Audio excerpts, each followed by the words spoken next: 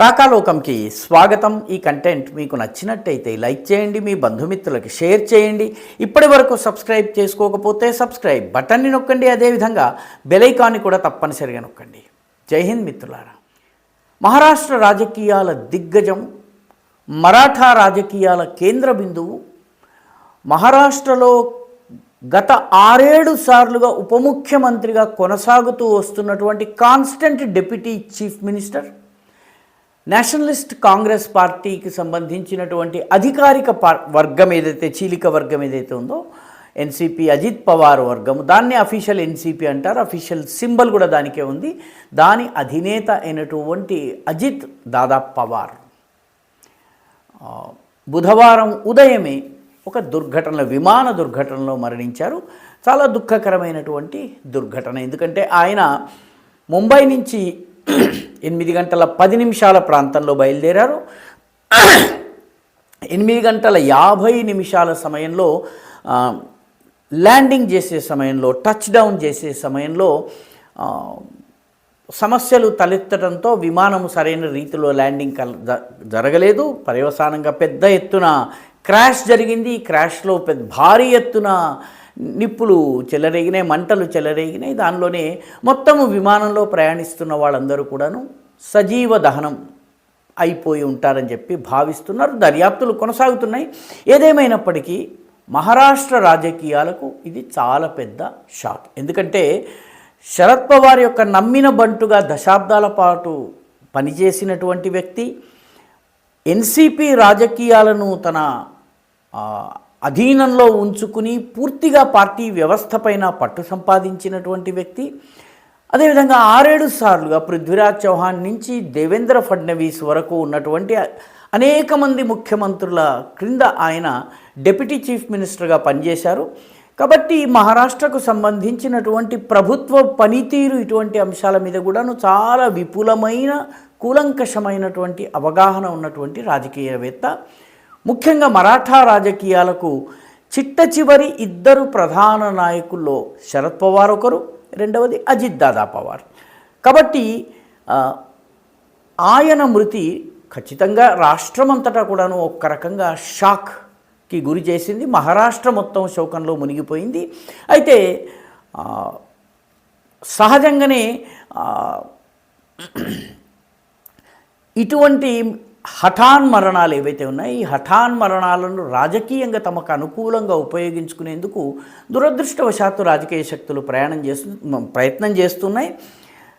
శరద్ పవార్ మృతిలో కుట్రకోణం ఏదన్నా ఉందా అని చెప్పి కొందరు ఆల్రెడీ తీర్పులు ఇచ్చేయటం మొదలు పెడుతున్నారు. కొందరు రాజకీయ పార్టీల నాయకులైతే ఏకంగా కుట్ర జరిగింది, అతన్ని చంపడానికి ప్రయత్నం జరిగింది అన్నటువంటి వాదనను కూడా ముందుకు తీసుకొస్తున్నారు. దీనిలో అందరికన్నా ముందున్నది పశ్చిమ బెంగాల్ ముఖ్యమంత్రి మమతా బెనర్జీ చాలా విచిత్రమైనటువంటి వాదనను ముందుకు తీసుకొచ్చింది.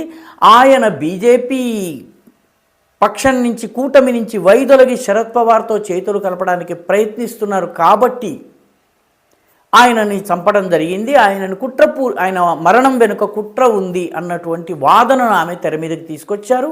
దీనిని కాంగ్రెస్ పార్టీ అధ్యక్షుడైనటువంటి మల్లికార్జున్ ఖర్గే సమర్థించడమే కాకుండా మరికొందరు రాజకీయ నాయకులు, విపక్ష రాజకీయ నాయకులు కూడా దీనిలో ఏదో కుట్ర కోణం ఉంది అని చెప్పి వాదిస్తున్నారు.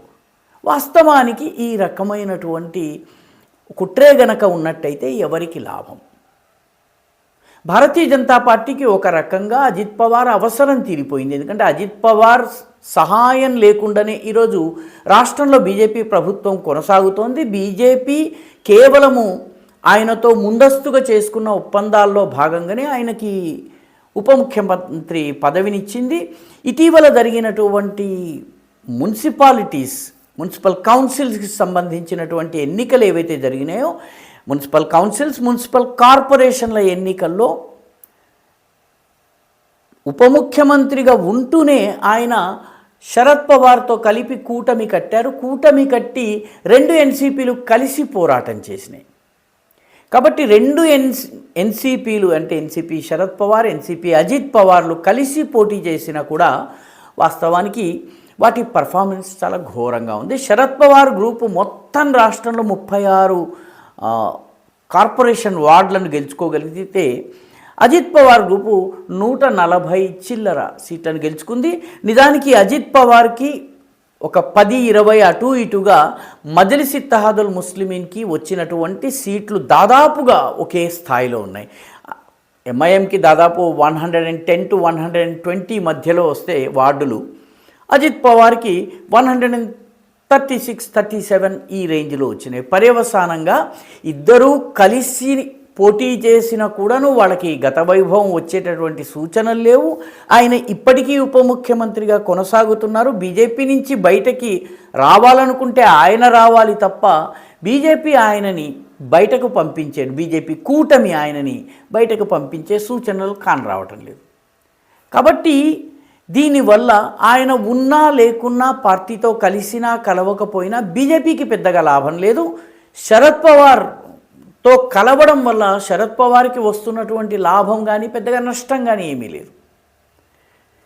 కాబట్టి ఓవరాల్గా ఆయన గనక ఈ సమయంలో ఒక కుట్రపూరితంగా ఆయన గనక మరణించేలా చేసినట్లయితే దానివల్ల లబ్ధి పొందేవాళ్ళు ఎవరూ లేరు. ఎందుకంటే కాంగ్రెస్ పరిస్థితి చాలా దయనీయంగా ఉంది.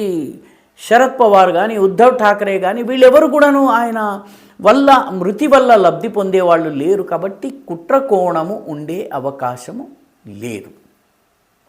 అందుకే శరద్ పవార్ స్వయంగా ఇందులో కుట్ర లేదు, ఈ విషాద సమయంలో ఇటువంటి మాటలు చెప్పకండి అని చాలా హుందాగా ఆయన స్టేట్మెంట్ ఇచ్చారు. అదేవిధంగా ఉమర్ అబ్దుల్లా జమ్మూ కాశ్మీర్ ముఖ్యమంత్రి బీజేపీకి బాగా వ్యతిరేక, ఆయన కూడాను ఈ సమయంలో ఈ విషాద సమయంలో అనవసరమైన రాజకీయాలు మాట్లాడి కుట్ర ఇటువంటి మాటలు మాట్లాడటం సరైంది కాదు అన్నారు. కానీ మమతా బెనర్జీ, మల్లికార్జున్ ఖర్గే వీళ్ళు కుట్రకోణపు వాదననే ముందుకు తీసుకెళ్లే ప్రయత్నం చేస్తున్నారు. వాస్తవానికి ఈ విమాన ప్రమాదము జరిగినటువంటి తీరుని గనక చూసినట్లయితే ముందు విమానం ల్యాండింగ్ చేసేటటువంటి ప్రయత్నం చేసిన తర్వాత ల్యాండింగ్ చేసేందుకు అనుకూల పరిస్థితులు లేకపోవడం, వాతావరణం అనుకూలించకపోవడం ఒకటై ఉండవచ్చును, లేదా టెక్నికల్గా ఏదన్నా ఇబ్బంది రావడం వల్ల విమానము గో అరౌండ్ చేసింది. వైమానిక పరిభాషలో గో అరౌండ్ అంటే దిగాలని ప్రయత్నించి మళ్ళీ గాలిలోకి ఎగరడాన్ని గో అరౌండ్ అంటారు. ఈ గో అరౌండ్ చేసిన తరువాత దానికి ఎయిర్ ట్రాఫిక్ కంట్రోల్ ఏటీసీ ఏదైతే ఉందో అక్కడి నుంచి క్లియరెన్స్ లభించింది. క్లియరెన్స్ అంటే ఇప్పుడు మీరు దిగవచ్చు అని చెప్పి క్లియరెన్స్, వాతావరణం క్లియర్గా ఉంది, మీరు దిగవచ్చు అని చెప్పి క్లియరెన్స్ లభించింది. అయితే ఈ క్లియరెన్స్ వచ్చిన తరువాత పైలట్లు వాస్తవానికి ఫాలో కావలసినటువంటి ప్రొసీజర్, స్టాండర్డ్ ఆపరేటింగ్ ప్రొసీజర్ ప్రకారము రీడ్ బ్యాక్ చేయాలంటే వాళ్ళు వినిపించినటువంటి ఆదేశాలను మళ్ళీ వాళ్ళకు వినిపించాలి. తద్వారా ఒక క్లోజ్డ్ లూప్, అంటే వారు చెప్పింది ఈయనకు వినిపించిందా లేదా అన్నది అర్థం చేసుకోవడానికి దీన్ని క్లోజ్డ్ లూప్ అని అంటారు. ఈ రకమైనటువంటి క్లోజ్డ్ లూప్ జరగాలి, ఇది ప్రొసీజర్. కానీ రీడ్ బ్యాక్ జరగలేదు. అంటే అప్పటికే విమానంలో ఏదో సమస్య ఉంటుంది, పూర్ విజిబిలిటీ, ముఖ్యంగా పొగమంచు కప్పుకోవడం వల్ల సరిగా కనిపించి ఉండకపోవచ్చును. ఈ కారణంగా విమానము దిగవలసిన చోటు కన్నా ముందే టచ్ డౌన్ జరిగి ఉండడము, మరి ఏ కారణం చేతనో ఇది జరిగి ఉంటుంది. డీజీసీఏ ఇప్పటికే దీనిపైన దర్యాప్తు ప్రారంభించింది.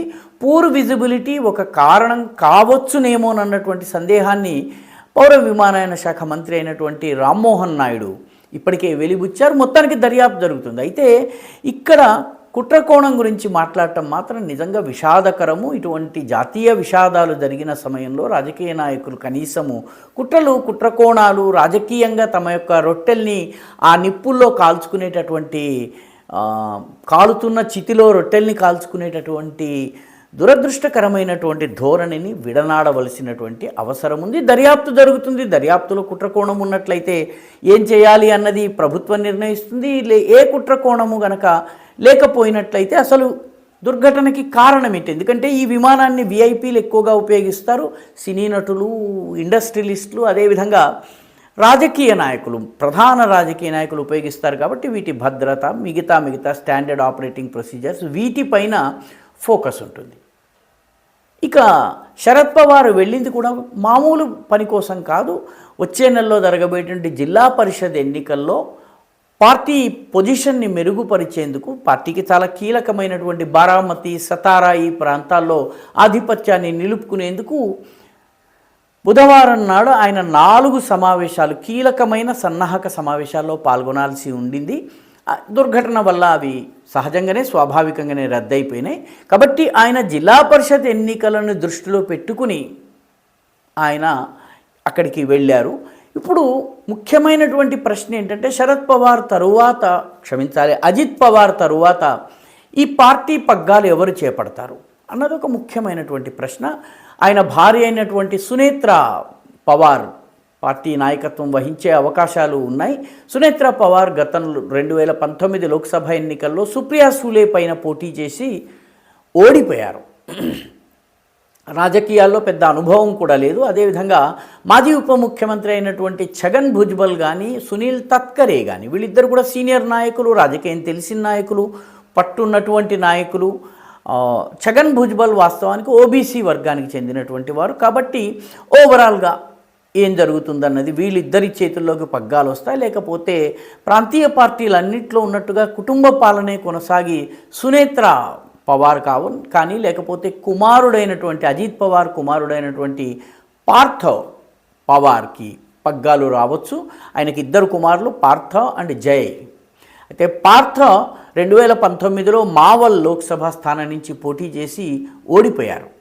ఆయన కొద్దిగా రాజకీయ అనుభవం ఉన్నమాట వాస్తవం. కాబట్టి ఒక రకంగా పార్టీ మాత్రము నెక్స్ట్ పార్టీ యొక్క మనుగడ ఎలాగా, శరద్ పవార్ పార్టీ రెండు విలీనమవుతాయా లేకపోతే నాయకత్వం ఎవరి చేతిలో ఉంటాయి, ఈ ప్రశ్నలన్నీ రేపటి నుంచి ఖచ్చితంగా తెర మీదకు వస్తాయి. కానీ ఒక్కటి మాత్రం ఖాయము, కుట్రకోణం ఉన్నదా లేదా అన్నది దర్యాప్తు పూర్తయ్యేంత వరకు ఎవరు మాట్లాడకుండా ఉండడమే ఈ విషాద ఘడియల్లో సముచితం. ఈ వీడియో మీకు నచ్చినట్టయితే లైక్ చేయండి, షేర్ చేయండి, ఈ ఛానల్కి సబ్స్క్రైబ్ చేయండి. మీ అభిప్రాయాన్ని కమెంట్ల రూపంలో తప్పనిసరిగా పంపించండి.